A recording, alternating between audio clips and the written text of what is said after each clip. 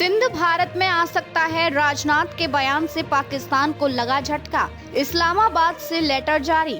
भारत के रक्षा मंत्री ने रविवार को कहा, आज भले ही सिंध की जमीन भारत का हिस्सा ना हो, लेकिन सभ्यता के हिसाब से सिंध हमेशा भारत का हिस्सा रहेगा। और जहां तक जमीन का सवाल है, सीमाएं बदल सकती हैं। क्या पता कल सिंध फिर से भारत में लौट आए। भारत के रक्षा मंत्री के एक बयान पर पाकिस्तान को टीस लग गई है।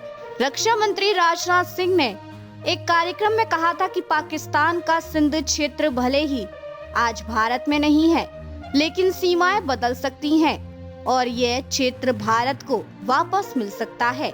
इस पर पाकिस्तान के विदेश मंत्रालय ने एक बयान जारी कर कहा कि पाकिस्तान के सिंध प्रांत के संबंध में भारतीय रक्षा मंत्री की भ्रम से भरे और खतरनाक बदलाव की मांग करने वाली टिप्पणियों की पाकिस्तान कड़ी निंदा करता है। रक्षा मंत्री राजनाथ सिंह ने विभाजन के बावजूद सिंध के भारत के साथ सभ्यतागत संबंध को लेकर बीजेपी के वरिष्ठ नेता लाल कृष्ण आडवाणी के शब्दों को याद करते हुए भारत रविवार को कहा कि सीमाएं बदल सकती हैं और सिंध फिर भारत में शामिल हो सकता है।